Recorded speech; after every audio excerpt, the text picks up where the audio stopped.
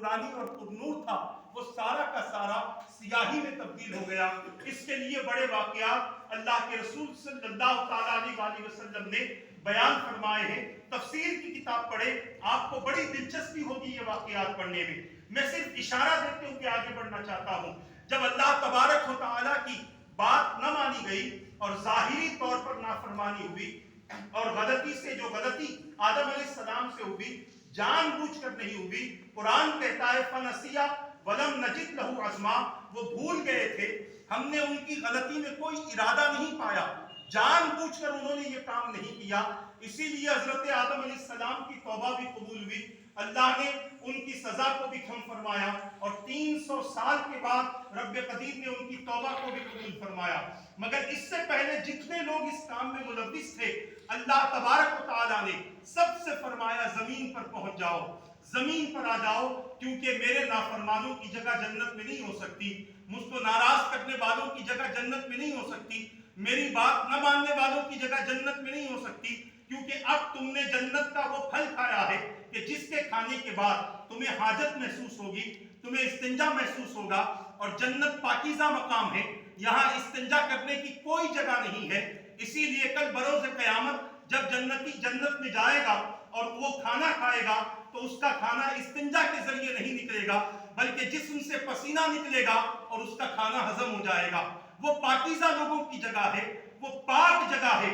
اللہ نے سب کو زمین پر اتارا، یہ اللہ کی قدرت بھی تھی، حکمت بھی تھی، مصلحت بھی تھی کہ انہیں زمین پر بھیجنا ہے، کیونکہ رب نے پہلے ہی ارادہ فرمایا کہ میں زمین پر خلیفہ بنانا چاہتا ہوں۔ اور جب زمین پر خلیفہ بنانے کی بات آئی، اللہ تبارک و تعالیٰ نے پہلے ہی اپنے علم کے ذریعے تمام باتوں کو الکتاب میں محفوظ فرما لیا تھا، اور محفوظ یہ فرمایا تھا کہ زمین بنے گی، آسمان بنیں گے، شجر بنیں گے، حجر بنیں گے، جن بنیں گے، بشر بنیں گے، کائنات بنے گی، اور یہ کائنات ایسی ہی نہ رہے گی، بلکہ اس کائنات میں بسنے والے اچھے بھی ہوں گے، برے بھی ہوں گے، صحیح بھی ہوں گے، غلط بھی ہوں گے، کافر بھی ہوں گے اور مشرک بھی ہوں گے۔ لہٰذا اللہ تبارک و تعالیٰ نے ان سب کی ہدایت کے لیے کتابوں کا انتظام فرمایا، ان سب کی ہدایت کے لیے رسولوں کا انتظام فرمایا۔ حضرت سیدنا آدم علیہ السلام نبی بنا کر زمین پر تشریف بھیجے گئے، جنت سے زمین پر بھیجے گئے۔ جس وقت آپ زمین پر آئے ہیں آپ نبی تھے، آپ رسول نہیں تھے، کیونکہ رسول وہ ہوتا ہے جن کے ساتھ اللہ کتاب بھی نازل فرماتا ہے، جن کو صحیفے بھی عطا کرتا ہے، اور رسولوں کو قوم میں ضرورت اس وقت آتی ہے جب قوم سرکش بن جائے، جب قوم مکمل طور پر نافرمان بن جائے اور مکمل طور پر اللہ کی مخالفت کرنے لگے، تب رسولوں کی ضرورت پیش آتی ہے۔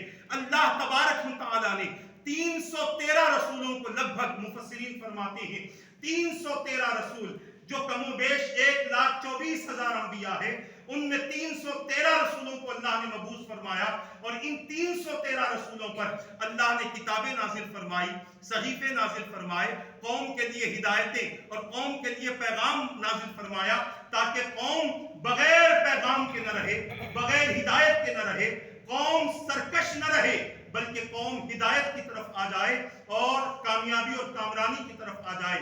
یاد رکھو، اللہ تبارک و تعالیٰ نے یہ قانون بنا دیا کہ قوم کو سدھارنے کے لیے رب قدیر نے نبیوں کو مبعوث فرمایا، اور نبی جب آتے تھے رسولوں کے بعد یا رسولوں کے درمیان بھی جب نبی آتے تھے تو رسولوں پر جو کتابیں نازل ہوتی تھیں وہی کتابیں وہ قوم کے درمیان میں پیش فرماتے تھے۔ رسولوں کی کتابیں قوم کے درمیان میں پیش فرماتے، اللہ کا حکم یہ ہے، اللہ کا قانون یہ ہے، اللہ کا فرمان یہ ہے، اللہ تبارک و تعالیٰ نے تمہارے لیے یہ چیزیں نازل فرمائی ہیں، اس کو سمجھو اور اس کے مطابق عمل کرو، اس کے خلاف جاؤ گے تو تمہاری زندگی برباد ہو جائے گی، آخرت برباد ہو جائے گی۔ حضرت سیدنا نوح علیہ السلام سے اللہ تبارک و تعالیٰ نے رسولوں کی بعثت کا سلسلہ شروع فرمایا۔ آپ دیکھیں حضرت نوح علیہ السلام جس وقت تشریف لائے اس وقت تک پوری دنیا میں کفر پھیلنا شروع ہو چکا تھا، اور جہاں جہاں لوگ رہا کرتے تھے وہاں وہاں تک کفر कुफ्र फैल रहा था और कुफ्र फैलाने के लिए शैतान ने बड़ी तदबीरें की, शैतान ने बड़े हीले अपनाए, शैतान ने बड़े मक्र के जाल बिछाए, यहाँ तक कि उसने अंबिया की तस्वीरें और उनके मुजस्समे बनाकर लोगों से कहा ये तुम्हारे दरमियान में बड़े मुअज़्ज़ज़ लोग थे, लिहाजा इनकी पूजा करो, इनकी परस्तिश करो, इनकी इबादत करो। हजरत सैयदना नूह अलैहिस्सलाम का जमाना है। हजरत नूह अलैहिस्सलाम पहले कौम के हादी बनकर तशरीफ लाए, अल्लाह ने इनको रसूल बनाकर मबूस फरमाया।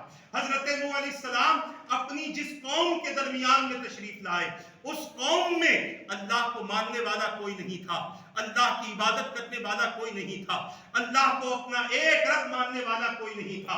अल्लाह को जानते तो सब थे, अल्लाह को मानते न थे, मुख्तलिफ माबूदों की परस्तिश करने लगे। हजरत नूह अलैहिस्सलाम उस कौम के लिए हादी बनकर तशरीफ लाए। मैं बताना ये चाहता हूँ कि रब्बे कदीर ने हजरत सैयदना आदम अलैहिस्सलाम को जमीन पर उतारा, उसके बाद अपने बंदों से खिताब फरमाया, ऐ मेरे बंदो ये तो आ चुके हैं, अब इनके बाद में इनकी नस्ल से अंबिया भी तशरीफ लाएंगे और उन अंबिया पर किताबें भी नाजिल होंगी, लिहाजा इनके आने के बाद तुमने अगर मेरी हिदायत को कबूल कर लिया तो यकीनन तुम कामयाब हो जाओगे, तुम कामरान हो जाओगे। हजरत नूह अलैहिस्सलाम अपनी कौम के लिए हादी बनकर तशरीफ लाए।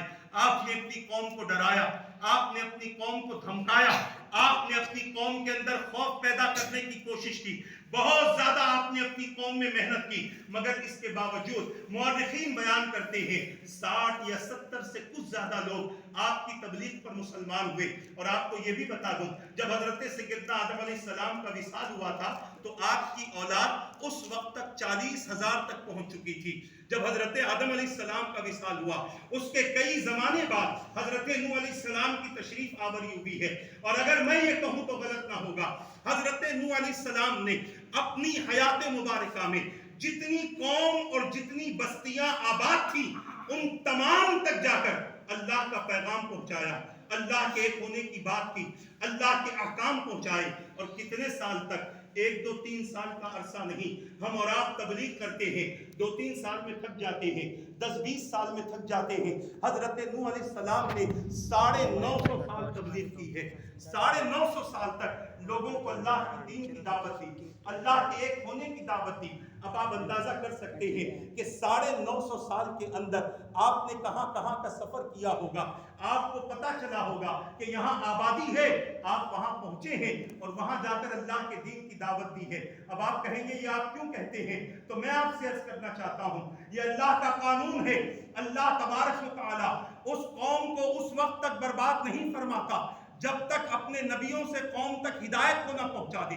कौम हलाक नहीं होती, कौम बर्बाद नहीं होती। आप कुरान कहता है व इम मिन उम्मतिन इल्ला खला फीहा नज़ीरा, कोई उम्मत ऐसी नहीं है जिसमें डराने वाले को न भेजा गया हो। एक तरफ रब फरमाता है क्यों भेजा गया डराने वाले को, तो कुरान कहता है रुसुलन मुबश्शिरीन व मुंदिरीन लिअल्ला यकूना लिन्नासि अला अल्लाहि हुज्जतुन बअद रुसुल, जिसका माना और मफहूम ये है कि खुशखबरी देने वाले और डराने वाले बहुत सारे रसूल जिनको हमने कौम के दरमियान में भेजा ताकि कयामत के दिन किसी के पास हुज्जत न रहे कि हमारे पास कोई आया नहीं था, हमें कोई डराया नहीं था, हमें किसी ने बताया नहीं था, हमें किसी ने हिदायत की बात न की थी, हमें किसी ने कलाम सुनाया नहीं था। अल्लाह का कानून है कि रब्बे कदीर पहले नबियों को भेजता है, न सुनने के बाद अजाब भेजता है, न सुनने के बाद रब अजाब नासिल फरमाता है। हजरत नूह अलैहिस्सलाम के बारे में मैं बड़ी तफसील के साथ इसलिए कह रहा हूं कि हजरत नूह अलैहिस्सलाम ने 950 साल तक पूरी कौम जहां तक बस्ती आबाद थी, जहां तक लोग रहते थे, वहां तक आप पहुंचे। वहां तक पहुंचकर आपने लोगों तक अल्लाह का पैगाम पहुंचाया, अल्लाह तबारक व तआला का दीन पहुंचाया, अल्लाह के अहकाम पहुंचाए। आप अंदाजा कर सकते हैं जभी तो अल्लाह ने पूरी दुनिया पर अजाब नाजिल फरमाया। अगर पूरी दुनिया पर अजाब नाजिल किया गया है तो मतलब ये है कि पूरी दुनिया तक दीन पहुंचाया गया था, पूरी दुनिया तक मजहब को पहुंचाया गया था, पूरी दुनिया तक अल्लाह के कानून को पहुंचाया गया था। वरना कयामत के दिन इसी उम्मत में से कोई उठकर कह सकता है कि मुझ तक पैगाम नहीं आया था, इसीलिए मैं कुफ्र के दलदल में फंसा हुआ था, गुमराही में फंसा हुआ था। अजीजान मिल्लत इस्लामिया, आप जानते हैं कि हजरत नूह अलैहिस्सलाम ही का जमाना है جس زمانے میں سوائے ایمان والوں کے سب کو غرق کر دیا گیا، سب کو برباد کر دیا گیا، سب کو تباہ کر دیا گیا، عمارتیں تھیں وہ بھی تباہ ہو گئی، مکان تھے وہ بھی تباہ ہو گئے، کھیتی باڑی تھی سب کچھ تباہ ہو گیا، بڑے بڑے پہاڑ تباہ ہو گئے، یہاں تک کہ کعبۃ اللہ کی جو اصلیت تھی اس کو اٹھا دیا گیا، اور کعبۃ اللہ کے اندر جو حجر اسود تھا اس کو صفا پہاڑ کے یا جبل ابو قبیس کے اندر رکھ دیا گیا، تاکہ ابراہیم علیہ السلام کے آنے کے بعد یہ حجر اسود پھر اسی مقام پر نصب ہو جائے جہاں یہ پہلے نصب تھا۔ میرے پیارے آقا کے پیارے دیوانوں، حضرت سیدنا نوح علیہ السلام اپنی قوم کو ہدایت دے رہے ہیں۔ اب آپ اندازہ کریں کیا کیفیت تھی اس قوم کی، کیا سرکش وہ قوم تھی۔ نوح علیہ السلام کی ہر بات کا مذاق اڑاتی تھی، نوح علیہ السلام کے ہر جملے کا مذاق اڑاتی تھی۔ کبھی کہتی تھی کہ اللہ تبارک و تعالیٰ نے آپ کو فرشتہ کیوں نہیں بنایا، کبھی کہتی تھی کہ اللہ نے آپ کو دولت کیوں نہیں دی ہے۔ عزیزان ملت اسلامیہ، نوح علیہ السلام فرماتے تھے اللہ نے مجھے جس حال میں رکھا ہے اس حال میں خوش ہوں، مگر یاد رکھو رب نے مجھے اپنا رسول بنایا ہے، اپنا نبی بنایا ہے۔ ایک موقع پر لوگوں کو جمع کیے ہوئے ہیں اور لوگوں سے کہہ رہے ہیں لوگوں اللہ ایک ہے۔ ایک باپ اپنے بیٹے کو اپنی گردن پر اٹھایا ہوا اس محفل میں شریک تھا، اس نے اپنے بیٹے سے کہا بیٹا ابھی تو چھوٹا ہے، جب بڑا ہو جائے تو معاذ اللہ اس دیوانے کو پتھر مارنا۔ بیٹے نے کہا میرے بڑے ہونے تک تو زندہ رہے گا نہیں رہے گا پتہ نہیں، ابھی پتھر دے بھی مارتا ہوں۔ حضرت نوح علیہ السلام پر اس نے پتھر پھینکا، آپ کی پیشانی مبارک زخمی ہوئی۔ حضرت نوح علیہ السلام نے کہا مولا لا تذر علی الارض من الکافرین دیارا، اب اس زمین پر کافروں کو نہ چھوڑ، اس زمین کو کافروں سے خالی کر دے۔ یہ سننے والے نہیں، یہ ماننے والے نہیں۔ آپ اندازہ کر سکتے ہیں 950 سال تک جس نبی نے لوگوں تک پیغام پہنچایا، اور حضرت آدم علیہ السلام کے وصال کا وقت میں نے بتایا کہ 40,000 تک آپ کی اولاد پہنچ چکی تھی، اس کے بعد اور بھی ہزاروں میں یہ تعداد بڑھ چکی تھی۔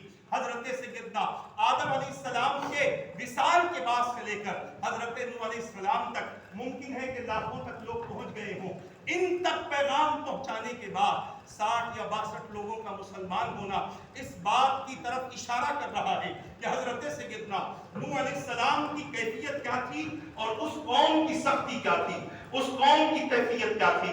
عزیزان ملت اسلامیہ، میں صرف یہ اشارے دے رہا ہوں، اللہ کے رسول صلی اللہ تعالیٰ علیہ وسلم نے کسی ایسے رسول کے حالات کو اپنی امت سے نہیں چھپایا کہ جس رسول نے اپنی امت کو دعوت دی ہو اور ہدایت کی طرف بلایا ہو اور اس امت نے نبی کا مذاق نہ اڑایا ہو، رسول کا مذاق نہ اڑایا ہو۔ آپ کو اندازہ ہونا چاہیے کہ بنی اسرائیل نے کئی رسولوں کو صرف اس لیے شہید کیا کہ وہ ان کے قول کے خلاف بولتے ہیں، ان کے عمل کے خلاف بولتے ہیں، ان کے کردار کے خلاف بولتے ہیں، ان کے مزاج کے خلاف بولتے ہیں۔ عزیزان ملت اسلامیہ، اللہ کے رسول صلی اللہ علیہ وسلم نے ساری تاریخ انبیاء کرام کے حوالے سے بیان فرمائی۔ مجھے آج کی محفل میں صرف یہ رکھنا ہے کہ رسول کے آنے کے بعد اللہ کتاب کو نازل فرماتا ہے، ہدایت کے لیے کتاب کو نازل فرماتا ہے۔ یہ اور بات ہے کہ پچھلے جتنے انبیاء تشریف لائے ان کی جتنی کتابیں تھیں، کتابیں تو باقی رہیں، احکام منسوخ ہو گئے۔ منسوخ ہونے کی وجہ یہ تھی کہ اس میں رد و بدل ہوا، تبدیلی ہوئی، تحریف کیا گیا، مالداروں سے پیسہ لیتے تھے اور اللہ کے احکام کو بدل دیتے تھے۔ آپ کو پتا ہونا چاہیے توریت کے بارے میں کم سے کم اتنا علم ہونا چاہیے کہ توریت کا ہر پارہ 1000 آیت کا پارہ تھا، ہر پارے میں 1000 آیتیں تھیں۔ اس طرح توریت کئی ہزار آیتوں پر تبارک و تعالیٰ نے اتنی بڑی کتاب نازل فرمائی تو آپ اندازہ کر سکتے ہیں اس میں احکام کتنے ہوں گے، اس میں قانون کیسا ہوگا، اس میں اللہ تبارک و تعالیٰ کے فرامین کیا ہوں گے۔ ہر پارے کی آیتیں 1000 یا بعضوں نے فرمایا ہر سورے کی آیت 1000 تھی۔ اس طرح کئی صورتیں توریت کے اندر موجود تھیں۔ میرے پیارے آقا صلی اللہ تعالیٰ علیہ وسلم کے پیارے دیوانوں، اور جب قرآن کی بات آئی تو قرآن کے متعلق اکابرین نے فرمایا پہلے جتنی کتابیں رب نے نازل فرمائی ہیں وہ ساری کی ساری کتابیں قرآن میں موجود ہیں۔ توریت بھی قرآن میں موجود ہے، انجیل بھی قرآن میں موجود ہے، زبور بھی قرآن میں موجود ہے۔ حضرت ابراہیم اور حضرت موسیٰ علیہ السلام پر اترنے والے الگ سے صحیفے یہ بھی قرآن میں موجود ہے، سب کچھ قرآن میں موجود ہے، مگر قرآن کی کوئی صورت ایسی نہیں ہے جس کی ایک جس کی آیتیں 1000 سے زیادہ ہوں، بلکہ سب سے بڑی جو سورت ہے سورہ بقرہ، وہ 286 آیتوں والی سورت ہے، اور اس سورت میں اللہ تبارک و تعالیٰ نے احکام بھی نازل فرمائے، اس سورت میں اللہ نے اوامر بھی نازل فرمائے، نواہی بھی نازل فرمائے، عبادتوں کا حکم بھی دیا، تجارت کے طریقے بھی بتائے، طلاق کے مسائل بھی بتائے، اسی طرح بہت ساری باتیں اللہ نے قرآن کریم میں نازل فرمائی۔ میں بتانا ہی چاہتا ہوں کہ فَإِمَّا يَأْتِيَنَّكُم مِّنِّي هُدًى، رب نے فرمایا کہ میرے پاس سے تمہارے پاس جب ہدایت آ جائے، اب اس کے بعد تمہارا کوئی ایکسکیوز رب کی بارگاہ میں چلنے والا نہیں ہے، تمہاری کوئی بات رب کی بارگاہ میں چلنے والی نہیں ہے۔ اب قرآن نازل ہو گیا، جب تک حضور نے اعلان نبوت نہیں فرمایا، اس وقت تک جو لوگ جس عقیدے پر قائم تھے یہ ان کی اپنی مرضی تھی، حالانکہ اس وقت بھی موحدین موجود تھے، اللہ کو ایک ماننے والے موجود تھے، شرک اور کفر سے بیزار رہنے والے موجود تھے۔ خود حضرت سیدنا ابو بکر صدیق رضی اللہ تعالیٰ عنہ نے پیدا ہونے سے لے کر حضور پر اسلام لانے تک کبھی بت کو سجدہ نہیں فرمایا، کبھی شراب کو ہاتھ نہیں لگایا، کبھی غلط کاموں میں آپ نہیں گئے، اور عالم یہ تھا کہ حضور سے بچپنے سے دوستی ہے صدیق اکبر رضی اللہ تعالیٰ عنہ کی، اور اللہ نے اس دوستی کو ہمیشہ کے لیے برقرار فرما دیا۔ تو عرض کرنا چاہتا ہوں، بتانا ہی چاہتا ہوں کہ قرآن کے نازل ہونے کے بعد یا کتابوں کے اترنے کے بعد جب احکام مل جائے، کسی کے لیے یہ مناسب نہیں ہے اللہ کے حکم کے خلاف جائے، رسول اللہ کے حکم کے خلاف جائے، چاہے وہ کسی زمانے کی کتابیں ہوں۔ رب نے اس آیت کو عمومی طور پر نازل فرمایا، جس رسول کے زمانے میں جو کتابیں نازل ہو گئی، جو حکم نازل ہو گیا، اب اس حکم کو پورا کرنا ضروری ہے۔ جب تک قوم مانتی رہی، جب تک قوم عمل کرتی رہی، اللہ نے اپنی نعمتوں سے بھی سرفراز فرمایا۔ قرآن کہتا ہے یا بنی اسرائیل اذکروا نعمتی التي انعمت علیکم وَأَوْفُوا بِعَهْدِي أُوفِ بِعَهْدِكُمْ، اے بنی اسرائیل میری ان نعمتوں کو یاد کرو جو میں نے تمہیں عطا کی ہیں۔ کیا کیا نعمتیں میں نے تمہیں نہیں دی؟ سب سے بڑی نعمت یہ تھی کہ تمہیں کبھی بھوکا نہیں رکھا، تمہیں بھوک لگی تھی تو من و سلوہ نازل فرمایا۔ سب سے بڑی نعمت یہ تھی کہ فرعون سے اور اس کے ظلم سے تمہیں نجات دی، اس کے حواریوں سے تمہیں نجات دی، قبطیوں سے تمہیں نجات دی۔ یہ سب سے بڑی نعمت تھی۔ دریا کے ذریعے تم جا رہے تھے، راستہ نہ تھا، 12 راستے ہم نے تمہارے لیے بنا دیے۔ یہ سب سے بڑی نعمت ہماری طرف سے تمہارے لیے تھی۔ تم ان نعمتوں کو یاد تو کرو، کیونکہ جب نعمتوں کو یاد کرو گے تو پھر تمہیں احسانات یاد آئیں گے، اور جب احسان یاد آئے گا تو سرکشی نہیں ہوگی، نافرمانی نہیں ہوگی، بلکہ یاد آئے گا اتنا بڑا احسان ہمارے باپ دادا پر کیا تھا، ہم کیسے اس کی نافرمانی کر سکتے ہیں، ہم کیسے اپنے رب کی نافرمانی کر سکتے ہیں۔ مگر ان لوگوں نے سرکشی کی، پھر رب نے فرمایا وَأَوْفُوا بِعَهْدِي أُوفِ بِعَهْدِكُمْ، مجھ سے کیا ہوا وعدہ پورا کرو، میں تم سے کیا ہوا وعدہ پورا کروں گا۔ اس بات کو بھی انہوں نے نہیں مانا۔ عزیزان ملت اسلامیہ، نتیجہ کیا ہوا؟ جن نعمتوں کو اللہ نے عطا فرمایا وہ نعمتیں چھین دی گئی، کیونکہ جس قوم کے پاس نعمتوں کی ناقدری شروع ہو جاتی ہے، اس قوم سے اس نعمت کو لے لیا جاتا ہے، اس قوم سے اس نعمت کو چھین لیا جاتا ہے۔ اب میں آپ کو چند مثالیں دیتے ہوئے سمجھاؤں۔ ہمارے پاس علم کی قدر نہ رہی، جس کی وجہ سے علم جیسی عظیم نعمت ہم سے لی جا رہی ہے، علماء کو ہم سے دور کیا جا رہا ہے، علماء کو قبروں کی نذر کیا جا رہا ہے، بڑے بڑے محققین، بڑے بڑے ادبا، بڑے بڑے فصحاء، یہ سارے کے سارے اب قبروں کی نذر ہو رہے ہیں، کیونکہ اس نعمت کی قدر ختم ہو چکی ہے۔ آج ہم کسی چیز کو پوچھنے کے لیے دنیا دار کے پاس تو پہنچ جاتے ہیں، مگر ہم کسی عالم کے پاس نہیں پہنچتے۔ یہ اللہ کی نعمت کی ناقدری ہے۔ اسی طرح رزق کی بات ہے، جب رزق کی ناقدری ہوتی ہے اللہ اس کو چھین لیتا ہے۔ میرے آقا تاجدار مدینہ صلی اللہ تعالیٰ علیہ وسلم نے ارشاد فرمایا اے عائشہ روٹی کی قدر کرو، کیونکہ جب یہ کسی قوم سے چلی گئی ہے واپس لوٹ کر نہیں آئی۔ آج گھروں میں کھانوں میں بے برکتی کی وجہ کیا ہے؟ ہم نے رزق جیسی عظیم نعمت کو ہم نے ٹھکرا دیا ہے، اس کو ہم کچرے کی نظر کر دیتے ہیں، تھوڑا کھاتے ہیں زیادہ پھینک دیتے ہیں۔ ہماری دعوتوں کا جائزہ لے لو، ہماری شادیوں کا جائزہ لے لو، ہمارے گھر کے فنکشنز کا جائزہ لے لو، کھانا کم ہوتا ہے، پھینکنا زیادہ ہوتا ہے۔ اچھا پھینکتا وہ ہے جسے کبھی کبھی یہ کھانا نصیب ہوتا ہے، وہ بھی پھینکنا شروع کر دیتا ہے۔ تو بتانے کا مقصد و منشا یہ ہے، جب بندے کے اندر نعمتوں کی توہین کا سلسلہ شروع ہوتا ہے، اللہ اس نعمت کو اس بندے سے چھین لیتا ہے، اس بندے سے اس نعمت کو دور کر دیتا ہے۔ آج ہمارے پاس بڑی ذمہ داری کے ساتھ عرض کر رہا ہوں، بہت ساری ایسی چیزیں ہیں جو رسم کے طور پر باقی رہ گئی، ورنہ حقیقت یہ ہے کہ اس کی اصل ہم سے ختم ہو گئی۔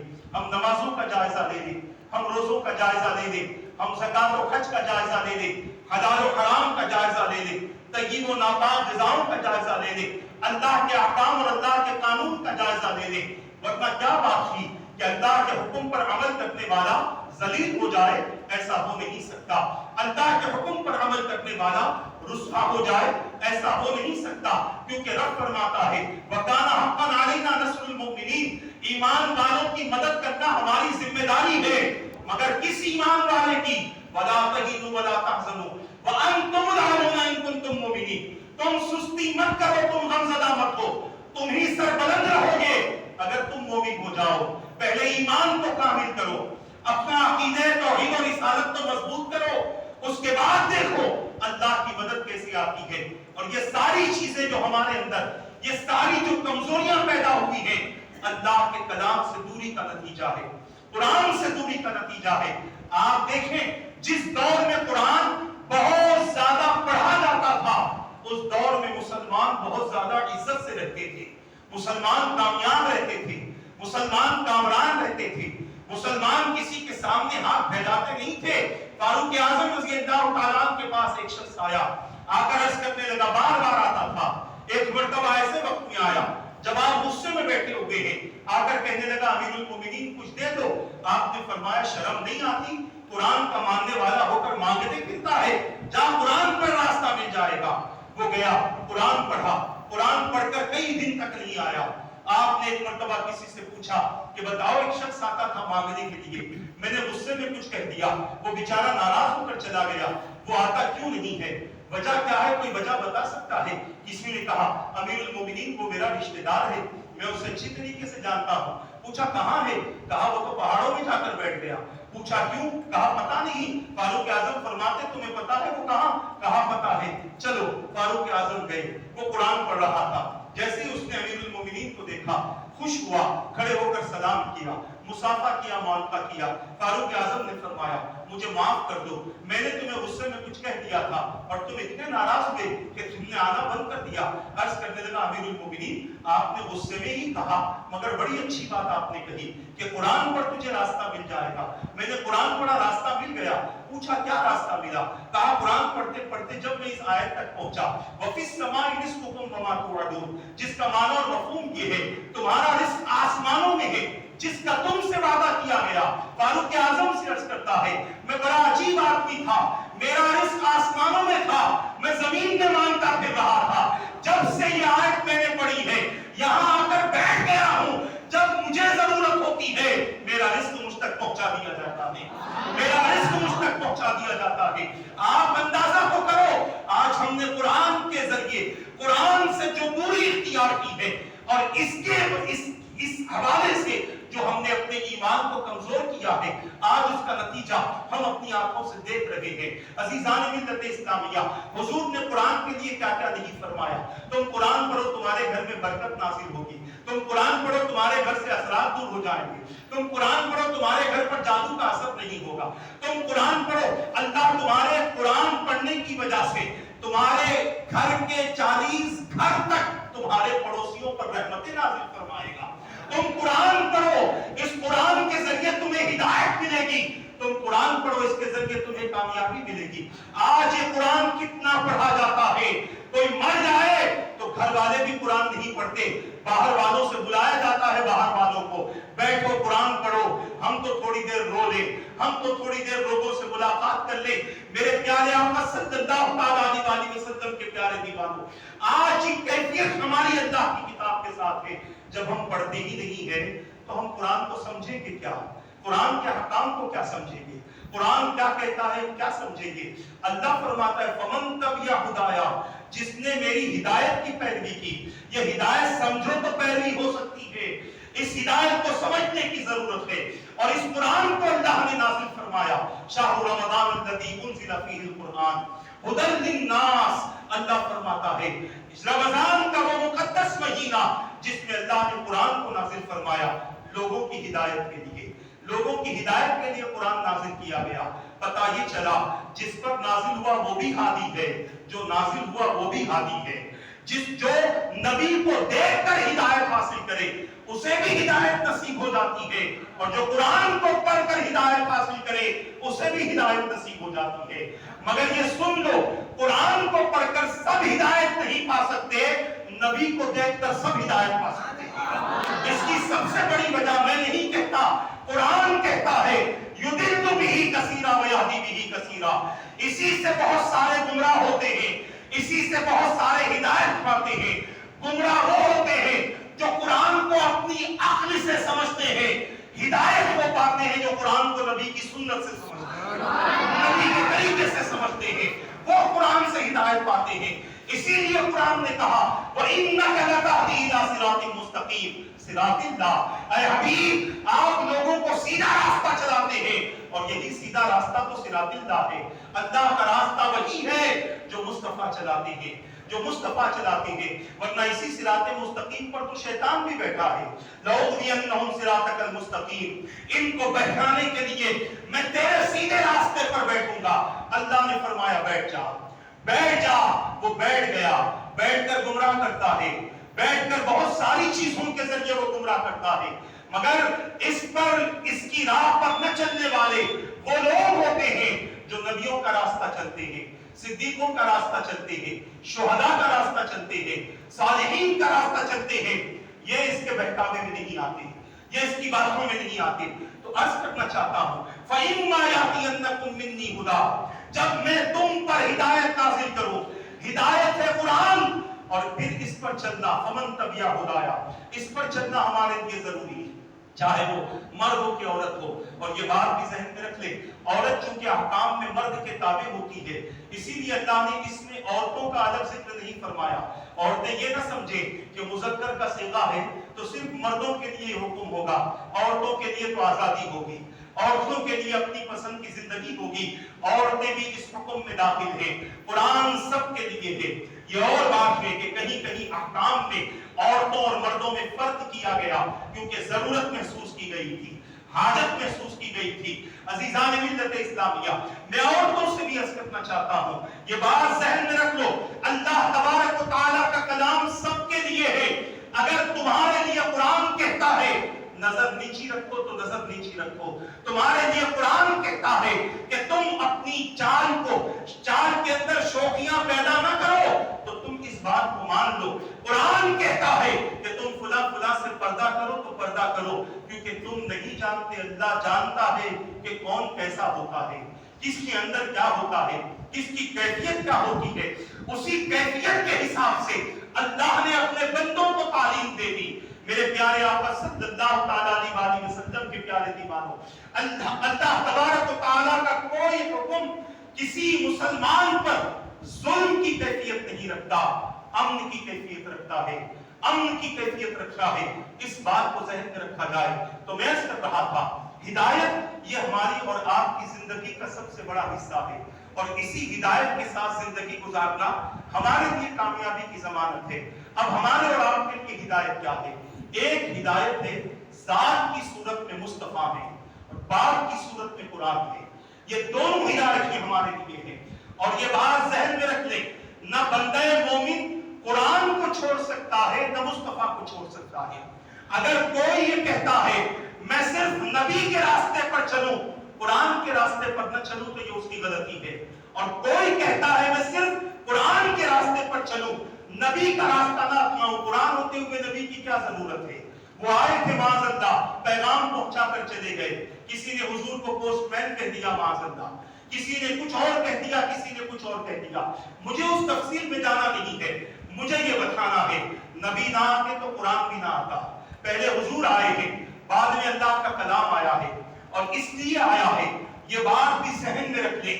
اللہ تبارک و تعالیٰ نے پہلے صاحب قرآن کو پیش فرمایا کہ دیکھو صاحب قرآن جب اتنا عمدہ ہے، ان پر نازل ہونے والا قرآن بھی عمدہ ہے، ان کی زندگی دیکھو اور قرآن کے قانون کو دیکھو۔ قرآن بعد میں اترا ہے اور نبی پہلے ہی سے قرآن بن کر گھوم رہے ہیں، پہلے ہی سے اللہ کا کلام بن کر گھوم رہے ہیں۔ قرآن نے کہا جھوٹ مت بولو، مصطفیٰ نے 40 سال تک کبھی جھوٹ نہیں بولا۔ بعد میں قرآن آیا کہ جھوٹ نہ بولو۔ قرآن نے کہا امانت میں خیانت نہ کرو، مصطفیٰ 40 سال تک لوگوں کی امانتیں جیسی آتی تھی ویسے رکھا کرتے تھے۔ بتانے کا مقصد و منشا یہ ہے، اللہ نے پہلے اپنے حبیب کی ذات کو منوایا، اور یہ بھی سن لیں جب حضور کو اعلان ہوا کہ محبوب تم جاؤ اور لوگوں سے کہو کہ میں اللہ کا رسول ہوں، لوگوں تک اللہ کا دین پہنچاؤ، لوگوں تک اللہ کا قانون پہنچاؤ، اللہ کے رسول صلی اللہ علیہ وسلم کی پہلی وحی کی صورت میں جب اللہ کے حکم کو قبول کیا اور لوگوں تک پہنچے اور لوگوں سے کہا لوگوں میں اللہ کا رسول ہوں، اللہ ایک ہے، اللہ کے سوا کوئی معبود نہیں، تو لوگوں نے کیا پوچھا؟ بتاؤ اس کی دلیل کیا ہے، بتاؤ اس کی دلیل کیا ہے؟ تو میرے مصطفیٰ نے کہا میرا ماضی دیکھ لو، میرا پاسٹ دیکھ لو، میرا پچھلی جو زندگی میں نے گزاری ہے وہ دیکھو۔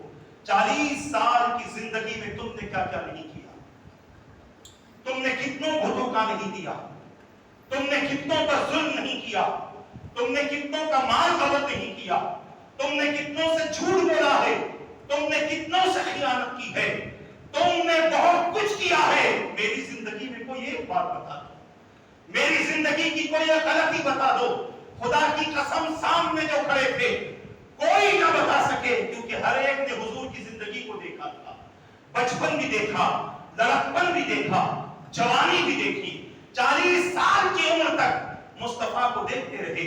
حضور ان کے ساتھ تجارت کے لیے تشریف لے گئے، سب لوگ تجارت کے مال میں دھوکہ دیتے تھے، مصطفیٰ سچ بولا کرتے تھے، حضور سچ بولا کرتے تھے، اور اس سچ بولنے کی عادت کا نتیجہ یہ ہوتا کہ حضور کے آنے کا لوگ انتظار کرتے، حضور سے سامان خریدتے، اور پھر کیفیت یہ ہوتی کہ حضور کے سامان میں برکتیں ہوا کرتی تھی، ان برکتوں سے وہ لوگ مستفیض ہوا کرتے تھے۔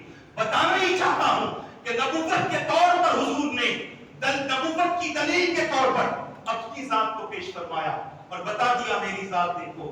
اللہ کے رسول صلی اللہ علیہ وسلم کا زمانہ کیسا زمانہ؟ بچیاں پیدا ہوتی تھی، زندہ زمین میں دفن کیا جاتا تھا۔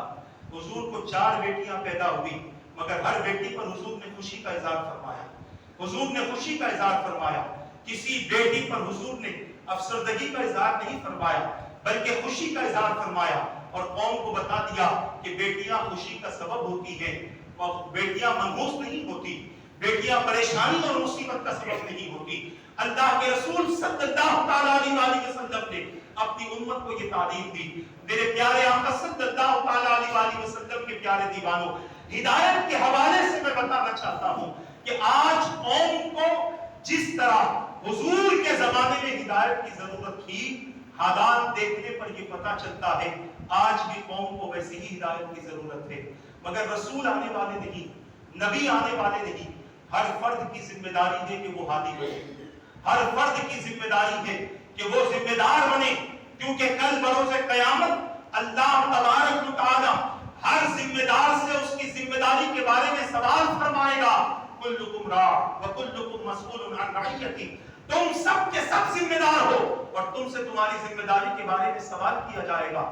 ماں باپ سے اولاد کے بارے میں پوچھا جائے گا، اولاد سے ان کے ماتحت کے بارے میں پوچھا جائے گا، بڑوں سے چھوٹوں کے بارے میں پوچھا جائے گا، پیر سے مریدوں کے بارے میں پوچھا جائے گا، استاد سے شاگردوں کے بارے میں پوچھا جائے گا، بڑوں سے چھوٹوں کے بارے میں پوچھا جائے گا۔ ہر کسی کو اللہ کی بارگاہ میں جواب دینا ہے، اور اگر یہ جواب نہیں دینا تو انسان کی خود کی زندگی کے حوالے سے کل بروز قیامت اللہ تبارک و تعالیٰ کی بارگاہ میں سوالات ہوں گے۔ یہ سب کچھ پتہ کیسے چلے گا؟ قرآن بتاتا ہے، قرآن کی کہتا ہے۔ قرآن یہ نہیں کہتا کہ صرف دنیا ہے، قرآن کہتا ہے آخرت بھی ہے۔ قرآن صرف یہ نہیں کہتا کہ دنیا ہی رنگینی ہے، بلکہ قرآن یہ بھی کہتا ہے قیامت کی پریشانیاں بھی تمہارے سامنے ہیں۔ قرآن یہ بھی کہتا ہے قبر کی منزلیں بھی تمہارے سامنے ہیں۔ قرآن یہ بھی کہتا ہے سوال و جواب کا ابھی تمہارے لیے سیشن باقی ہے، تمہیں سوال و جواب کی منزلوں سے گزرنا ہے۔ جس نے دنیا میں جتنا کیا تھا ہر کیے کا جواب دینا ہے۔ ثم لتسألن یومئذ عن النعیم، قیامت کے دن ہم تم سے ہر نعمت کے بارے میں سوال کریں گے۔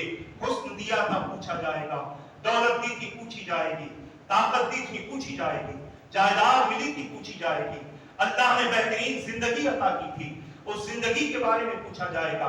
کوئی بندہ قیامت کے دن بغیر جواب دیے اللہ کی بارگاہ سے گزرنے والا نہیں، اللہ کی بارگاہ سے آگے بڑھنے والا نہیں۔ ایک انچ بندہ اپنی کیفیت کے حوالے سے آگے نہیں بڑھا سکتا، یہ تو اور بہت بڑی بات ہے۔ تو میں عرض کرنا چاہتا ہوں یہی قرآن ہمیں بتاتا ہے۔ قرآن کیا کیا بتاتا ہے؟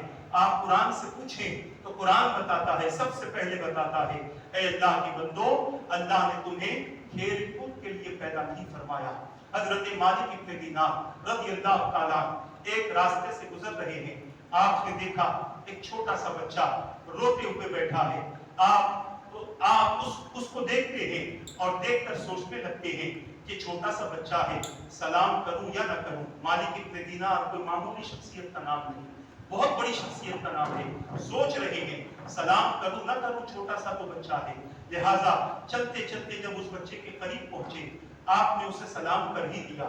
جب آپ نے سلام کیا، 7 یا 8 سال کا بچہ ہے، وہ سلام کا جواب ان کا نام لے کر دیتا ہے۔ مالک ابن دینار بڑے حیرت میں آتے ہیں، پوچھتے ہیں کیا بات ہے، آج تک تمہاری ملاقات نہیں ہوئی، پہلی مرتبہ میں تم سے مل رہا ہوں، تم میرا نام لے کر سوال کا جواب دے رہے ہو، سلام کا جواب دے رہے ہو، تم نے مجھے کیسے پہچانا؟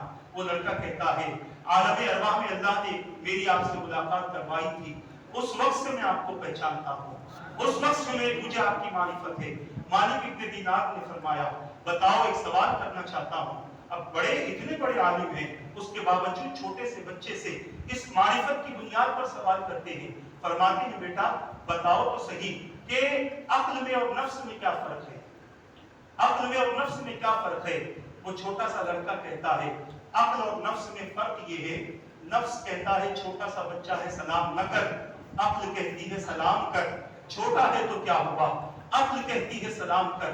مالک ابن دینار بڑی حیرت میں آ گئے کہ یہ چھوٹا سا بچہ ہے اور اس کی آنکھ اتنی کھلی ہے، اتنی معرفت کی منزل پر پہنچا ہوا ہے۔ اس لڑکے کو آپ نے روتا ہوا دیکھا، لڑکے سے پوچھا روتا کیوں ہے؟ کہا جہنم کی آگ کا ڈر رکھ کر رو رہا ہوں۔ پوچھا تجھے رونے کی وجہ کیا ہے؟ کہنے لگا کہ ماں کو میں نے لکڑیاں جلاتے ہوئے دیکھا ہے کہ ماں لکڑیاں جب بڑی جلاتی ہیں تو پہلے چھوٹی چھوٹی جلاتی ہیں، تو مجھے محسوس ہوا کہ کل بروز قیامت اللہ جب بڑے بڑے جہنمیوں کو جہنم میں ڈالنے کا ارادہ فرمائے گا تو مجھ جیسے چھوٹے بچوں کو ڈال کر جہنم کی آگ کو تیز فرمائے گا۔ بتانا یہ چاہتا ہوں یہ اس دور کے بچے ہیں جس دور میں ہر گھر میں قرآن پڑھا جاتا تھا، ہر گھر میں قرآن کی تعلیم ہوتی تھی، مائیں چولہا نہیں جلاتی تھی جب تک قرآن کی تلاوت نہ کر لے۔ ایک ماں 16 پارے کی حافظہ ہے اور 16 پارے اپنے بچے کو گود میں لے کر پڑھتی تھی فجر کے بعد اور پھر چولہا جلاتی تھی۔ جب وہ بچہ 4 سال کا ہوا اور استاد کے پاس بسم اللہ خوانی ہوئی، بچے نے 16 پارے زبانی سنائے، استاد نے کہا کہاں سے سیکھا؟ کہا ماں کی گود سے سیکھا ہے، ماں کی گود سے سیکھا ہے۔ بتانا ہی چاہتا ہوں یہ ان گھروں کی باتیں ہیں جن گھروں میں روز چولہا نہیں جلتا تھا بغیر قرآن کی تلاوت کے، مگر آج قرآن کی تلاوت نہیں ہوتی، زندگی نکل جائے، مہینوں نکل جائے، برسوں نکل جائے، ارے جب پڑھو گے نہیں تو ہدایت کہاں سے آئے گی؟ پتہ کہاں سے چلے گا کہ قرآن کہتا کیا ہے؟ قرآن کہتا کیا ہے پتہ کہاں سے چلے گا؟ یہ قرآن کیا کہتا ہے میں چند اشاروں میں آپ کو بتانا چاہتا ہوں۔ قرآن سب سے پہلے کہتا ہے، سب سے پہلے کہتا یا ایھا الذین آمنوا قوا انفسکم واہلیکم نارا، اے ایمان والو تم اپنے آپ کو کسی سے بچاؤ نہ بچاؤ مگر اپنے آپ کو اور اپنے گھر والوں کو جہنم کی آگ سے ضرور بچانا، جہنم کی آگ سے ضرور بچانا، کیونکہ وہ آگ ایسی ہے کہ اس آگ کا کسی آگ سے مقابلہ نہیں کیا جا سکتا، اس کا کسی آگ سے مقابلہ نہیں کیا جا سکتا۔ دنیا کی آگ کی تپش کچھ دوری سے محسوس ہوتی ہے जहन्नम की आग की तपिश 500 साल की मुसाफत से महसूस होने लगेगी। 500 साल की मुसाफत से महसूस होने लगेगी। अरे हम अपने बच्चों को कहां ले जा रहे हैं, किन की झोलियों में डाल रहे हैं, किन की गोदों की जीनत बना रहे हैं, किन स्कूलों में पढ़ाकर उनके अकीदे को और उनके मिजाज को बर्बाद कर रहे हैं। आज हमारे बच्चों का मिजाज क्या है? गाना हो तो भागते हैं, अज़ान हो तो किसी के कान तक आवाज तक नहीं पहुंचती। आज हमारे बच्चों का ये मिजाज हो चुका है। कुरान कहता है अपने आप को और अपने घर वालों को उस आग से बचाओ जिसको तेज करने के लिए लोगों और पत्थरों का इस्तेमाल किया जाएगा। कभी हमने उस आग की तरफ, उस आग के बारे में सोचने की भी कोशिश की है? नहीं सोचते। क्यों नहीं सोचते? हमें क्या करना है जहन्नम की आग से? हमें क्या गरज है जहन्नम की आग से? हमें क्या मतलब है जहन्नम की आग से? हमने एक मर्तबा कलमा पढ़ लिया, हम तो मुसलमान ही हैं। किसने कहा? कलमा पढ़ने से, एक मर्तबा कलमा पढ़ने से इस्लाम का बाकी रहना जरूरी नहीं। अगर एक मर्तबा कलमा पढ़ने से इस्लाम बाकी रहता तो हुजूर ये न फरमाते कि अपने ईमान को ताजा करते रहो। सहाबा ने पूछा, या रसूल अल्लाह ईमान को ताजा कैसे करें? मेरे सरकार ने फरमाया, हमेशा ला इलाहा इल्लल्लाह पढ़ते रहो, ईमान ताजा होगा। क्यों ताजा होगा? ईमान खराब भी तो हो सकता है, ईमान बर्बाद भी तो हो सकता है। कितने दिन में हम कलमे कुफ्र निकालते हैं, हमें इसका एहसास नहीं, क्योंकि इल्म ही नहीं है कि कुफ्र क्या है, इल्म ही नहीं है कि शिर्क क्या है, इल्म ही नहीं है कि बिदात और खुराफात क्या है। आज हर चीज को हमने अपने दीन का हिस्सा बनाकर रख दिया। याद रखो, उन माँ बाप की तरह हो जाओ जो माँ बाप अपनी औलादों की फिक्र करते थे। हुजूर के पास में एक सहाबी की शिकायत हुई, अर्ज करने लगे, या रसूल अल्लाह, खुदा सहाबी आपके पीछे नमाज तो पढ़ते हैं, फज्र पढ़कर भाग जाते हैं, दुआ में शरीक नहीं होते, आपकी महफिल में नहीं बैठते। सरकार ने उस सहाबी को बुलाया, बुलाकर फरमाया, क्या बात है, तुम्हारे ताल्लुक से शिकायत हो रही है? सहाबा कह रहे हैं कि तुम चले जाते हो। अर्ज करने लगे, हुजूर हाँ मैं चला जाता हूँ। पूछा वजह क्या है? फरमाने लगे, अर्ज करने लगे, मेरे पड़ोस में एक यहूदी रहता है, उसके पास खजूर का दरख्त है, उसकी कुछ शाखें मेरे घर के सहन में आती हैं और अभी खजूर पकने का मौसम है, वो खजूरें पक पक कर मेरे घर में गिरती हैं। या रसूल अल्लाह, मैं नमाज पढ़कर अंधेरे में इसलिए चला जाता हूँ कि उन खजूरों को उठाऊं और वापस यहूदी के घर में फेंक दूं कि कहीं बच्चे गलती से वो खजूर ना खा दे और उनके जिस्म की खराबी ना हो जाए, उनके जिस्म की खराबी ना हो जाए। एक खजूर सहाबी खाने नहीं देते, यहाँ तो बर्तन भर के हम खिला रहे हैं, लुकमे भर के हम खिला रहे हैं, और ये हराम की दौलत आज हमारी औलाद को बर्बाद कर रही है। मेरे प्यारे आका सल्लल्लाहु अलैहि वसल्लम के प्यारे दीवानों, इसीलिए मेरे आका ने फरमाया, 5 फराइज के बाद 6ठा फर्ज मेरी उम्मत के लिए ये है कि मेरी उम्मत हलाल की कमाई करे और अपने घर वालों को हलाल की कमाई खिलाए। याद रखो, आज हमारी औलाद के बिगड़ने में सबसे बड़ी जो चीज है वो हमारी गलत कमाई है। लोग कहते हैं इबादत के लिए सबसे पहले वुजू और तहारत जरूरी है, मैं कहता हूं सबसे पहले हलाल कमाई जरूरी है, सबसे पहले हलाल कमाई जरूरी है। हराम कमाई से पहना हुआ कपड़ा, मेरे सरकार फरमाते हैं कि अगर 9 दिरहम हलाल कमाई के हो और 1 दिरहम हराम कमाई का हो तो उस कपड़े पर अल्लाह इबादत कबूल नहीं फरमाता, उस कपड़े पर अल्लाह इबादत कबूल नहीं फरमाता। तो मैं अर्ज करना चाहता हूं, या अय्युहल्लज़ीना आमनू कू अनफुसकुम व अलैकुम नारा, सबसे पहली जिम्मेदारी मोमिन होने के नाते एक ईमान वाले की ये है कि वो अपने आप को और अपने घर वालों को दोज़ख की आग से बचाएं। अब दोज़ख की आग से बचाने के लिए क्या करना पड़ेगा? गुनाहों से बचना पड़ेगा, इबादतें करनी पड़ेगी। अल्लाह के रसूल ने, अल्लाह ने जिन चीजों से मना फरमाया है उन चीजों से रुकना पड़ेगा, चाहे उसका शौक कितना ही क्यों ना हो, उसकी आदत कितनी ही क्यों ना हो, उससे मोहब्बत कितनी ही क्यों ना हो, नफ्स उसकी तरफ कितना ही क्यों ना चाहता हो, उससे रुकना पड़ेगा। मेरे सरकार के पास एक सहाबी आए, अर्ज करने लगे, या रसूल अल्लाह सल्लल्लाहु अलैहि वसल्लम, ईमान को ला चुका हूं, सारी बुराइयां छोड़ सकता हूं, एक बुराई नहीं छोड़ सकता। हुजूर ने फरमाया, वो कौन सी बुराई है? अर्ज करने लगे, जिना की आदत है, ये बुराई मुझसे नहीं छूट पाती। मेरे आका ने गुस्सा नहीं किया, महफिल से नहीं निकाला, सहाबा ने शोर पुकारा नहीं किया। अब हुजूर की दावत देखें, हुजूर का तरीका देखें, मेरे सरकार फरमाते हैं जिना की ख्वाहिश है, कहा हाँ जिना की ख्वाहिश है। हुजूर फरमाते हैं अगर तेरी माँ तेरे सामने लाकर रख दी जाए तू अपनी माँ से जिना करेगा? उसने कहा नहीं करूंगा क्योंकि वो मेरी माँ है। फरमाया तेरी बहन? फरमाया, उसने कहा कि नहीं मैं नहीं कर सकता, मेरी बहन है। फरमाया तेरी फूफी, तेरी खाला, जितने रिश्ते थे हुजूर ने गिना दिए। उसने कहा हुजूर ऐसा हो ही नहीं सकता कि मैं अपने करीबी लोगों के साथ जिना करूं। मेरे सरकार ने फरमाया जिसके साथ तू जिना कर रहा है वो भी किसी की माँ हो सकती है, किसी की बहन हो सकती है, किसी की खाला और किसी की फूफी हो सकती है।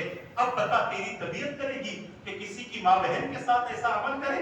उसने कहा या रसूल अल्लाह आपको गवाह रखकर तौबा करता हूं, आज के बाद ये गुनाह नहीं करूंगा, आज के बाद ये गलती नहीं करूंगा। इस तरह से हुजूर अकरम सल्लल्लाहु तआला अलैहि वसल्लम ने अपनी उम्मत को इन चीजों से बचाया है। मगर आज मैं बड़े अफसोस के साथ कह रहा हूं, आपको भी अफसोस होगा, मेरी माँ और बहनों में से कुछ औरतों को भी अफसोस होगा, आज बहुत सारी माएं अपनी बेटियों को तैयार कर रही है जिना करने के लिए। बड़ी दिलेरी के साथ कह रहा हूं मस्जिद में बैठकर ये बातें, तुम अपनी बेटियों को इतना बारीक कपड़ा पहनाओगी कि जिससे उसका जिस्म किसी को नजर आए तो इसकी जिम्मेदार तुम खुद हो, और बेटी अगर गलत काम करके आती है तो उसकी जिम्मेदार तुम खुद हो, क्योंकि तुमने तैयार किया है, तुमने तैयार किया है। मैं अर्ज करना चाहता हूं, तुम्हें हुक्म था कि अपनी औलाद को जहन्नम से बचाओ, तुम जहन्नम में डाल रही हो अपनी औलाद को, तुम गलत रास्ते पर चला रही हो अपनी औलाद को। बेटियों का नाचना तो पसंद है, बेटियों का पर्दा करना पसंद न रहा, बेटियों का इबादत करना पसंद न रहा, बेटियों का तिलावत करना पसंद न रहा। आज कोई बच्ची अगर सुधरती है और खातून जन्नत की कनीज बनना चाहती है तो माँ उसे रोकती और कहती है जमाने के साथ चलो। जमाने के साथ मुसलमान कभी नहीं चलता, जमाना इस्लाम के साथ चला करता है, जमाना मुसलमान के साथ चला करता है, जमाना मोमिनों के साथ चला करता है। जमाना कितना ही खराब क्यों ना रहा हो, इस्लाम ने हर जमाने को तब्दील किया है, दीन ने हर जमाने को बदला है। यूरोप की सरजमीन पर इस्लाम नहीं था, मुसलमान पहुंचे हैं, उनके अकीदे को बदल दिया, उनके कुफ्र को बदल दिया, उनके शिर्क को बदल दिया, उनके नजरियात को बदल दिया, उनकी ओरियानियत को बदल दिया, उनके तहजीब और तमद्दुन को बदल दिया। जिनका कल्चर था कि बगैर शराब पिए नहीं सोते थे, अब उनकी आदत हो गई बगैर इबादत किए नहीं सोते हैं, बगैर जिक्र किए नहीं सोते हैं, बगैर तिलावत कुरान किए नहीं सोते हैं। इस्लाम सिर्फ मक्के तक न रहा, इस्लाम सिर्फ मदीने तक न रहा। फारूक आजम रज़ी अल्लाह तआला ने 27 लाख मील तक इस्लाम को पहुंचाया है, और सिर्फ इस्लाम को कलमे की सूरत में नहीं पहुंचाया, नबी की सुन्नत की सूरत में पहुंचाया, नबी की अदाओं की सूरत में पहुंचाया, नबी के तरीके की सूरत में पहुंचाया। जिस घर में इस्लाम पहुंचाया उस घर में पर्दा भी पहुंचाया, उस घर में कुरान भी पहुंचाया, उस घर की औरतों को हिजाब भी अता किया, और उस घर के मर्दों को हलाल और हराम की तमीज भी बता दी। इस तरह से इस्लाम पहुंचाया गया है। मगर आज फिर वही इस्लाम सिमट गया, वही दीन सिमट गया। आज दीन के मानने वाले कमजोर पड़ चुके हैं। दीन कमजोर नहीं है खुदा की कसम, क्योंकि आज तक कुरान मौजूद है। दीन कमजोर नहीं हो सकता, दीन के मानने वाले कमजोर हो सकते हैं। तुम जरा आगे तो बढ़ो, फिर देखो दीन कैसा ताकतवर होता है, दीन कैसा मजबूत होता है। और ये आगे बढ़ने के लिए हथियार उठाने की जरूरत नहीं, मुस्तफा का तरीका अपना लो, हुजूर की सीरत अपना लो, हुजूर का रास्ता अपना लो। और क्या रास्ता था मेरे आका का। यकीनन अगर आप हुजूर की सीरत पढ़े तो पढ़ने के बाद महसूस होगा, लोग ऐसे ही नहीं कहते कि पूरी कायनात में मोहम्मद जैसी शख्सियत कोई नहीं सल्लल्लाहु अलैहि वसल्लम। अपने को अपने गैर भी कहते हैं कि हुजूर जैसी शख्सियत पूरी कायनात में कोई नहीं। आप अगर हुजूर के ताल्लुक से घर के हवाले से गुफ्तगू करें तो खुदा की कसम हुजूर से बेहतर घर वाला कोई हो ही नहीं सकता। आप अगर किसी सरदार की बात करें, कमांडर की बात करें, हुजूर से बेहतर सरदार कोई हो ही नहीं सकता। हुजूर में अल्लाह ने सब खूबियां जमा कर रखी थी, इसीलिए दुश्मन देखता था दुश्मन की नजर से, मगर जब हुजूर की सीरत का मुताला करता था तो हुजूर का आशिक बन जाता था। यमामा की तरफ हुजूर ने चंद सहाबा को भेजा। यमामा गए सहाबा, वहां से यमामा का सरदार समामा को उठा कर लेकर आए। जब समामा को लेकर आए, मस्जिद नबवी के सुतून से बांध दिया। मस्जिद नबवी के सुतून से समामा बंधा हुआ है। ये यमामा कबीले का सरदार है, बहुत बड़ा कबीला था।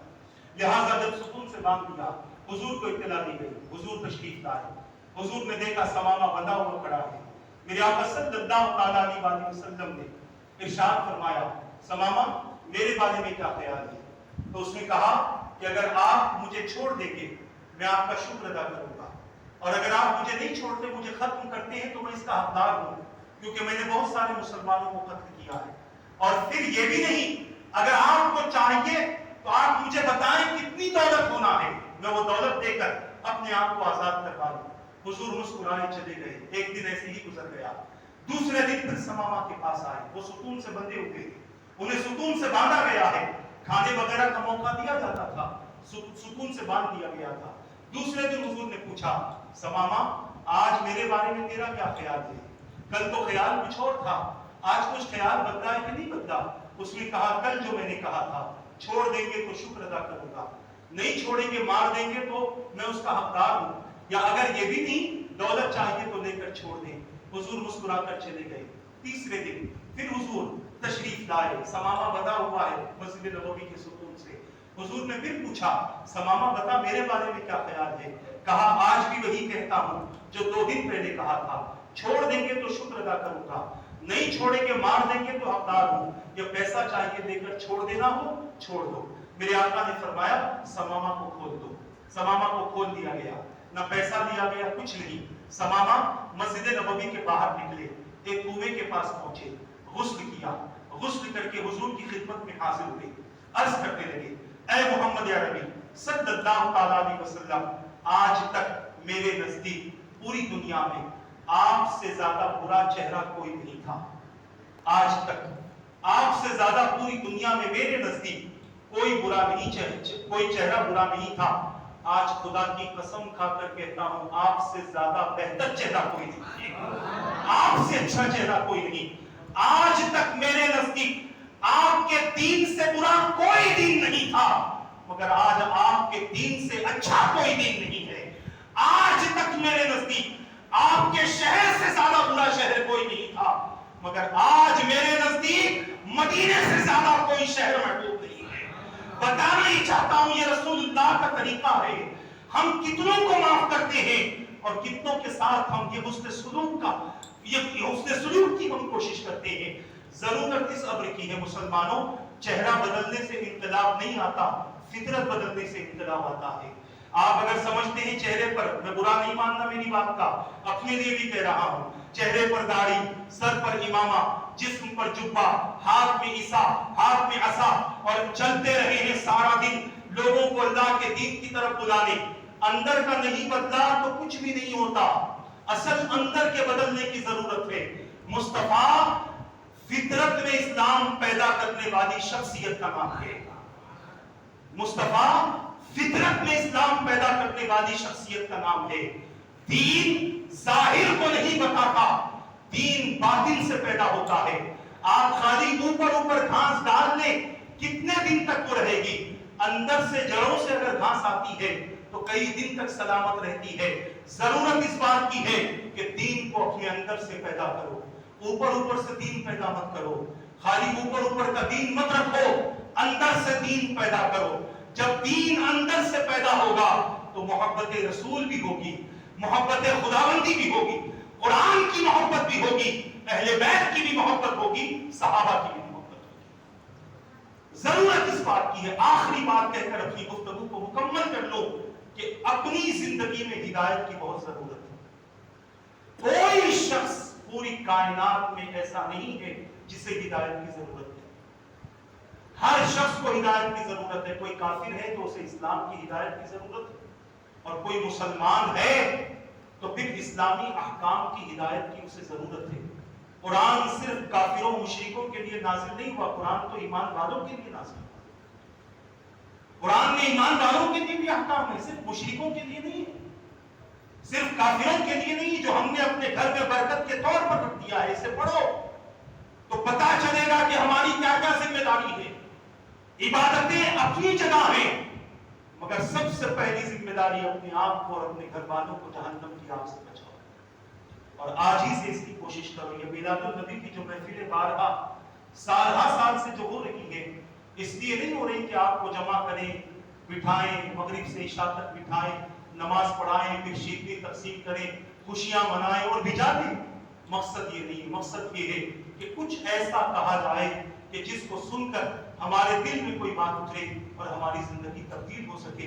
اور یاد رکھو، اسلام تبدیلی کا نام ہے، اسلام تبدیلی کا نام ہے، اور اسلام ہر اپنے ماننے والے میں تبدیلی دیکھنا چاہتا ہے. اپنے اندر تبدیلیاں پیدا کرو. نمازیں پڑھ رہے ہو، بہت اچھی بات ہے، مگر نمازوں کے ساتھ ساتھ نماز پڑھنے کے بعد جو حکم دیا گیا، بات آئی ہے تو میں صرف اشارے میں کہہ رہا ہوں، نماز پڑھنے کے بعد جو حکم دیا گیا اس کو بھی پورا کرو. کیا حکم ہے؟ نماز آپ پڑھتے ہیں، سورہ فاتحہ پڑھتے ہیں، کیا کہتے ہیں؟ غیر المغضوب علیہم ولا الضالین.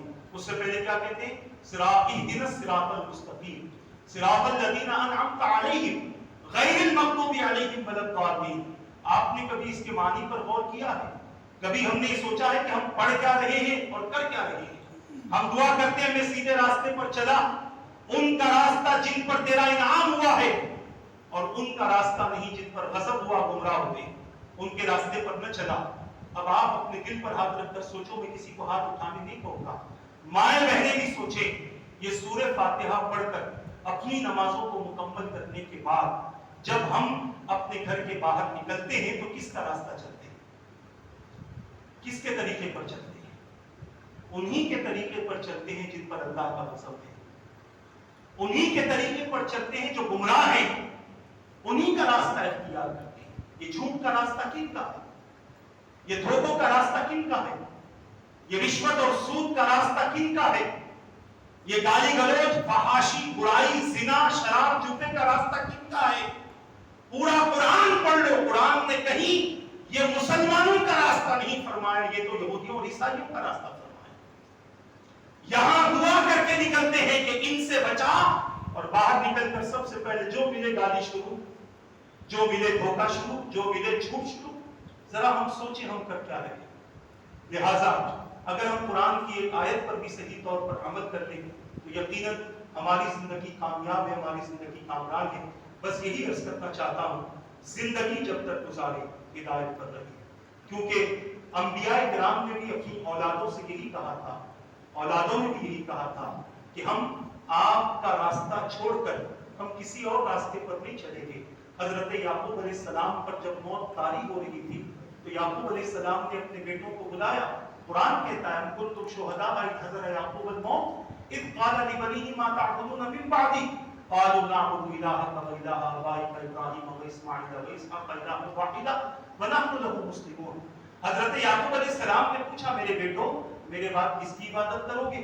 تو بیٹوں نے کہا کہ ہم آپ کے رب کی عبادت کریں گے. نعبد الہک و الہ آبائک، آپ کے اجداد کے رب کی عبادت کریں گے، یعنی ابراہیم علیہ السلام، اسماعیل علیہ السلام، اسحاق علیہ السلام، ان کے رب کی ہم عبادت کریں گے، ان کے علاوہ ہم کسی اور کی عبادت نہیں کریں گے، کیونکہ ہم مسلمان ہیں، ہم مومن ہیں.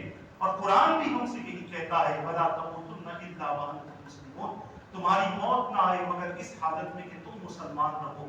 اور مسلمان وہ ہوتا ہے جو اپنی جبین کو جھکا کر، اپنے سر کو جھکا کر، اطاعت گزار رہ کر اپنی زندگی گزارتا ہے. میں نہیں کہتا، میں مانتا ہوں کہ یہ چیزیں بڑی مشکل ہیں، مگر اتنی بھی مشکل نہیں کہ بندہ نہ کر سکے، اتنی بھی مشکل نہیں کہ بندہ نہ کر سکے. دین بڑا آسان ہے، اس کو ہم نے سخت بنا دیا ہے اور ہمارے لوگوں نے اسے سخت بنا دیا ہے. ضرورت اس بات کی ہے کہ رسول اکرم صلی اللہ علیہ وسلم کی میلاد کی خوشی ہم تو مناتے ہیں، مگر ہماری وجہ سے ہم چاہتے ہیں کہ حضور خوش ہوں تو حضور کے مشن پر چلو. میلاد کی خوشی ہم منانا اتنا کمال نہیں ہے، ہماری وجہ سے مصطفیٰ کا خوش ہونا کمال ہے. حضور اگر ہم سے راضی ہو جائیں تو پھر تو سمجھو سب کچھ مل گیا، پھر کسی چیز کی ضرورت نہیں. انہیں راضی کرو. واللہ ورسولہ احق ان یرضوہ ان کانوا مؤمنین. اللہ اور اس کا رسول زیادہ حقدار ہے کہ ان کو راضی کیا جائے اگر وہ بھی.